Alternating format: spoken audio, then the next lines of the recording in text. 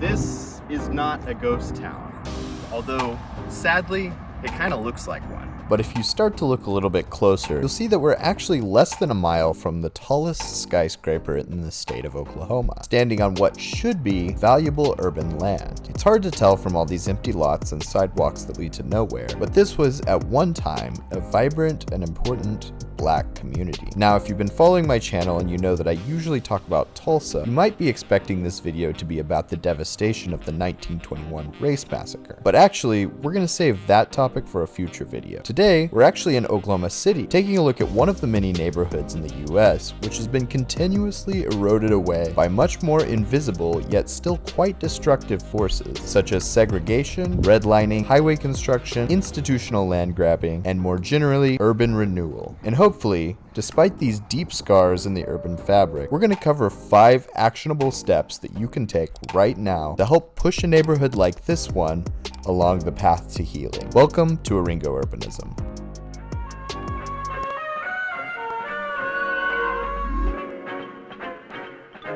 I really have an untraditional route. Didn't even know what a city planner was prior to getting into the field academically and professionally. I come from a background and a practice of working in social work. This is Vanessa Morrison. She is the Associate Director of the OU Institute for Quality Communities. But more importantly for today's video, she's the co-founder of Black Space Oklahoma and Open Design Collective. Through her work, Vanessa is amplifying marginalized voices in the community with the overall goal of building better cities for everyone. In other words, she's just a very cool person all around. One of my first professional jobs was working in a shelter for kids in foster care, and then I also worked in a shelter for victims of domestic violence. And so I was doing the intake process of people coming in out of homelessness, telling me their whole life story and working to get them transitioned into the shelter, but also helping make sure they were connected to the resources they needed to transition out of shelter. That was when it really became an aha moment for me of how deeply of a role that the city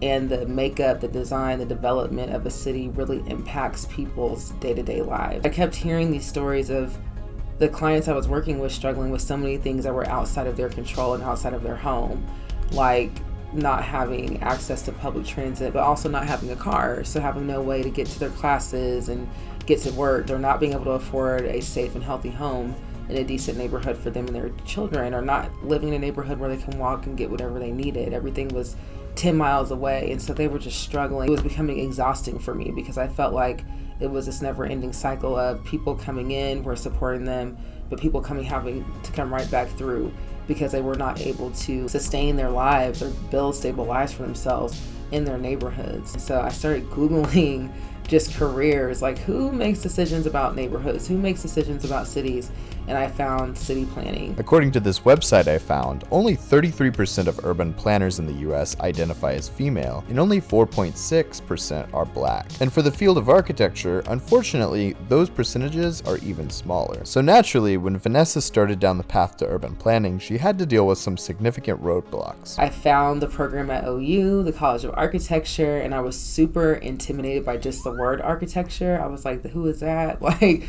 what does that role do? That is not me. I don't know any other Black architects or city planners. I was super intimidated because a lot of us, again, we don't have that representation. We don't necessarily grow up having relationships with these professions. So a lot of times, I think in our community, we struggle to see ourselves in these positions. But I was really grateful because the director of the program at the time actually invited me to come in and shadow a couple of classes. And I was able to see the kind of conversations they were having. And I was like, you know what, I think I can do this. Like, this seems like conversations I need to be a part of. So I enrolled in 2013, graduated in 2015, and have been working on projects ever since. Since graduating, Vanessa has been looking for ways to get more people of color involved in these critical conversations about city planning and design. How can we use our platforms, our background education to extend the world of planning? How can we create that visibility, those connections, and help other people of color realize this is a career field for you? There was a group called Black Space, and they're headquartered in New York City, and they were talking about some of the conversations that we were having here in Oklahoma about building this community of Black professionals as very underrepresented people in the field, really wanting to reimagine how we approach this work, because a lot of our academic backgrounds and even some of the institutions that a lot of people work for are rooted in practices that are harmful to Black and brown communities. So part community building, but also part let's push the envelope and really rethink how we serve communities through design. And I was like, oh my gosh, this is like the same thing that we need in Oklahoma. So I got back home, I reached out to them and I said, hey, can we join your network? And they were like, yeah. Like I wasn't expecting it to be that easy, but they were just like, yeah, just start doing your thing and let us know how we can support you. But Black Space Oklahoma is more like a social networking group for Black urbanists. And then Open Design Collective was born out of that collective and is a nonprofit organization that's doing projects in Black and marginalized communities. I started that all with the intention of bringing in that visibility, bringing in the representation. But I also created that because I wanted a career that was meaningful to me. And it's just really interesting how you have a plan and you think it's going to work, but life just kind of takes you in a different direction. It's really amazing how that's all kind of unfolded and has really put me in a position to be able to do really meaningful work alongside my role here at OU. If Black Space sounds like something you'd be interested in getting involved with, I'll leave a link to their website in the description. Now, let's take a deeper look at Open Design Collective and what they're up against. You know, everything I feel like I'm working on right now in Oklahoma City specifically is pointing back to the legacy of urban renewal. How often do you see downtown renewal on this scale? The beginnings of a brand new city. Reminds me of pictures I've seen of cities being rebuilt after World War II. We haven't wasted much time. Most of the old downtown area is gone already, and a lot of it has been rebuilt. Jim, what happened to all the merchants who owned businesses here? Where did they go? Urban Renewal was a federally funded program that gave cities across the country funding to clean up blighted community areas in their cities. And what a lot of cities across the country ended up doing was going into Black and brown communities, clearing them out, buying up property, and building highways right through the neighborhood. The area directly below us is the 1,300-acre John F. Kennedy project. More than 3,000 homes are scheduled for renovation here, and hundreds of new homes will be built. Also, some of the country's best low-rent public housing is going up here. And there were multiple urban renewal plans that impacted Northeast Oklahoma City, which is the community's predominantly Black and historically Black neighborhood area. Not only were plans activated by urban renewal, but also the OU Health Sciences Center was a part of that harm and expanded into the community. Now, just ahead of us, you can see the first buildings of the new Oklahoma Health Center. That 200-acre piece of property is one of the most important projects in Oklahoma. $30 million have been invested here in the last 2 years, and that's just the beginning. By the time the health center's completed, investors will have pumped more than $200 million into it, and it'll be one of the nation's biggest health, treatment, teaching, and research facilities. You know, I've been here 3 times, and I never knew the medical center was so close to downtown. There's still a lot of trauma, pain, disinvestment, and vacancy and erasure that's in the fabric of that community. One thing that really excites me is that this information is becoming more common knowledge. I feel like just a couple of years ago, no one even knew what urban renewal was, and now this is like in conversations that I'm having with people who are not even in this work. So I think it's really exciting that people are understanding history and realizing, hey, the community hasn't always been this way. This was a thriving Black community that had homes, schools, churches, businesses, commercial corridors, all the things that make a community vibrant and whole and strong. And how do we reckon with that past and hold ourselves accountable as planners and designers and policymakers who are part of that history, but also how do we think about solutions and involve the community in that process, understanding how we don't repeat those harms and we position community members to benefit from the development and investment that's coming into that community now more so than ever before. How would you compare what it looks like now to what it looked like then? There's no comparison. This is the Northeast 4th Street Hearst remembers as a kid. And probably the second largest Black business area in the city. Drugstore on one corner, had a dry cleaners, printing shop. But this is what the street looks like now. The Jewel Theater, yes, a cultural asset and anchor of not only the Northeast 4th Street corridor, but this community as a whole. Decades later, Hearst owns the theater and has dreams of reopening it once again. But the space around it, mostly empty lots. Okay, so I'm gonna get a little sidetracked here because I just recently discovered that Arthur Hearst, who you saw in that last clip, is still trying to raise the funds to reopen the Jewel Theater, which you can see behind me. Now, if any of you are interested in donating to that effort, I will leave a link in the description. I think it's a really cool opportunity, and I'd love to see this place reopened at some point in time. Now, back to your regularly scheduled programming. It's important to keep in mind that the Oklahoma City Urban Renewal Authority, or OCURA, still exists today, and notably, their mode of operation has changed very little. The ways in which it has changed are nonetheless noteworthy. For example, their approach to removing blight today is less about the wrecking ball and more about renovation and adaptive reuse. And one would hope that they're carefully examining their historic failures and listening more closely to the needs of marginalized communities, but their website makes no notable indication of this goal. It does give me hope that OCURA hired Open Design Collective to lead a master site planning initiative for the South of 8th neighborhood. The Urban Renewal Authority is not the same staff and people that it was in the 60s throughout the 80s when these things were happening, and I know that they are very open and committed to understanding how can they as an institution do things in a way that's not going to harm the community, and they want to release the property that they still own in the Northeast OKC area. And so thinking through how do we do that in a way that's equitable, that is thoughtful and meaningful, and really aligns with the priorities, goals, and experiences of the community. And so South of 8th was a project in response to that goal of OCURA. Really approach this work delicately and think about how can they release the lots that they own in an intentional way that benefits the community.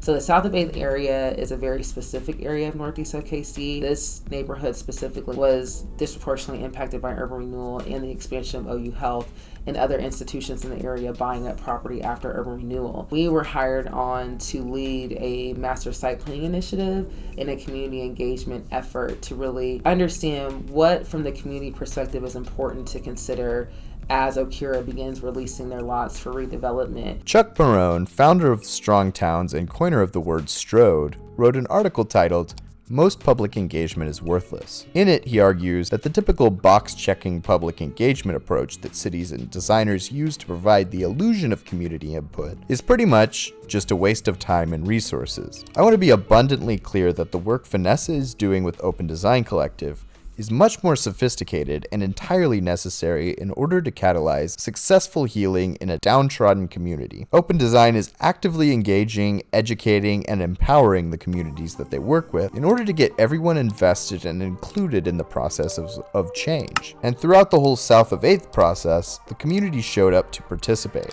In some ways, it's actually pretty similar to some of the work Chuck is doing with Strong Towns. The framework that we built was really unique. There's a lot of different ways that people approach master site planning, but a lot of times it's lacking that community engagement piece, or the community engagement piece is at the beginning, is a box that's checked, and then you don't ever engage with the community after that point. So we wanted to really do a deep engagement process. I live in the community, as well did other consultants on the team that worked on this with us. So we had some context, but just really taking time to understand the history, the culture, the heritage, what were the assets and what were the challenges of the area. And also helping the community reimagine again, what could this community look like in the future? Maybe it won't look like exactly what it did before, but how can we use the past as a tool to inform the future? And how do we commemorate the past in this future development and pay homage and celebrate the history that so much has been lost from the built environment?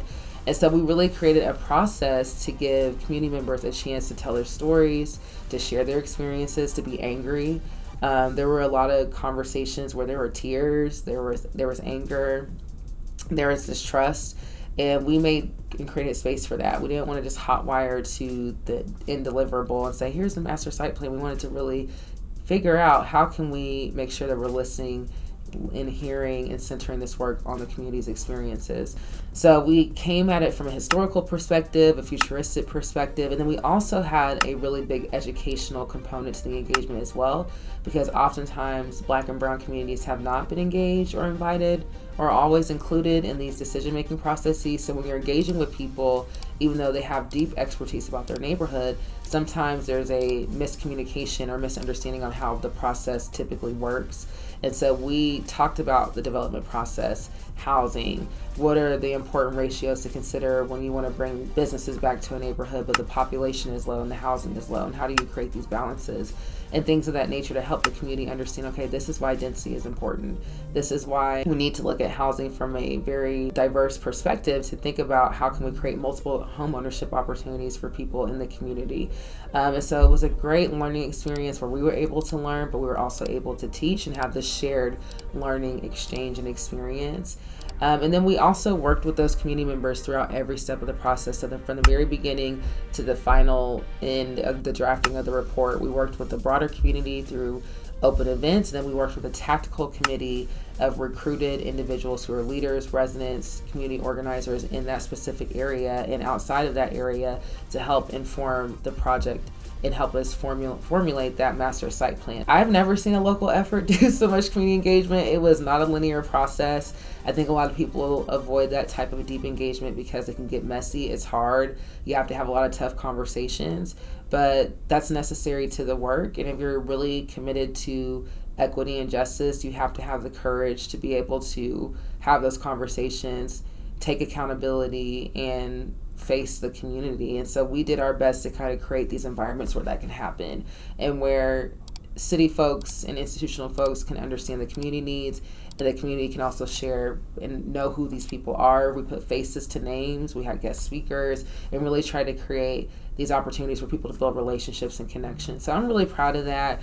It was a very challenging process, but a beautiful one at the same time. We learned a lot, and I've already seen how it's inspiring other projects happening in Northeast Oklahoma City. There's now a broader master site planning effort, and there's a lot of people who are interested in the work that otherwise maybe wouldn't have known what urban design was or planning was had they not gone through the South of 8th process. So a lot of residual effects, a lot of work to still be done, but we do feel like we made a step to advance that work. One thing I've seen a few times in the comments of my videos is that US cities need to just give up and start over from scratch. But it's important to keep in mind that's what urban renewal was trying to do. In reality, fixing the mistakes of 20th century urban planning will take a lot of dedicated leaders like Vanessa, who specifically don't give up on their communities and who are willing to question the standard approach and push boundaries in order to advocate for healthier communities. And you can be a part of this too. Remember that Strong Towns article I mentioned earlier about how most public engagement is worthless? It argues instead that there's only 4 steps to improving our cities,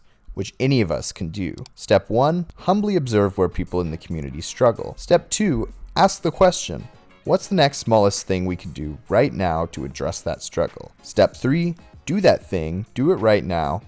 And step 4, repeat. Something I've been thinking about a lot is tactical urbanism and how do you organize even outside of an institution. Sometimes the city does not move as quickly as we want them to. Again, what I said earlier, I'm not the type of person that just waits for people to create something for me. I will more than likely go create things myself. And I love how tactical urbanism gives residents the power and the opportunities to create things in their communities, even if it's just temporary. And so I think just someone who wants to do something in their community, they should do it. There's a lot of cool examples of how people have taken over their streets. They have built temporary installations to do pop-up and placemaking events. Here at the IQC, I get to see a lot of great examples of how people are doing that in their communities across the state, even with little to no budget. I know sometimes you can feel powerless as a resident because it's like, man, I don't know how to navigate the city, or I've asked for something in my neighborhood and it's not happening. But don't be afraid to do your own thing and test out your own ideas in your neighborhood and find out how you can bring those resources in, even if they're just temporary. Just don't hurt anybody. Don't use any serious chemicals or anything like that. Don't do anything that you're not, physically able to do. Don't harm yourself or other people. Don't do anything on someone else's property. But I think outside of that, do your thing and get your neighbors involved. The big takeaway is that you can help make a change. Yes, it's a big and complicated task, but there's absolutely something small that you can do right now to help push us in the right direction. Whether that means joining an urbanist group like Black Space, donating to a community fundraising effort like the Jewel Theater, attending a public meeting to share your input, orchestrating your own tactical urbanism project, or even just sharing this video with all of your friends. The only approach that's really not an option is just giving up and starting over. I think sometimes because the work is so hard, people get frustrated and they throw their hands up, and it's just like easy to say, well, we tried our best. But I actually was talking to Kia Weatherspoon, an icon in the interior design world, and really uses and looks at design as a justice tool. And she really said something to me the other day that resonated with me, and it was like, we have to know who we are, you know, and how we show up in this work before we're able to help other people. In the domestic violence world, we always had conversations about, if you're not well, how can you help other people be well? Because there's a lot of people in that field who are burned out, who are stressed to the max, and because of that, that's translating into their work, and they're really not being effective or as supportive as they should be, or they're not able to show up in ways that the clients need because they're not okay, and they're not reckoning with the healing they need to go through or the self-care they need to implement. And I think that applies to all professions, especially community-facing professions. Is like, what's going on with us internally? What is our belief system? What are our biases? How do we show up in these conversations, and checking ourselves and making sure that if we're going to be committed to serving communities and being in this work, that we are also being good to ourselves and making sure that we're holding ourselves accountable. I see a lot of angry, disgruntled people, and I'm like, should you be working in community? And they're just kind of like jaded, and it gets really hard and frustrating. I mean, I get it. Like, there's been conversations I've been in, I'm like, man, I wish there was a way that someone could think about something differently. But there's also been conversations I've been in where it's like, wow, I'm so glad that person said that, because now I'm thinking about something differently. So it's a mutual relationship. And I think a lot of people are not accustomed to working or thinking that way, because we are so ingrained to be in hierarchy and not in true collaboration and true community. Listen to the wind that rushes by you, listen to the magic in the air. That's the sound of people working hand in hand. Open your eyes and look around you, open your eyes and everywhere you see a city that keeps growing with the land, growing with pride.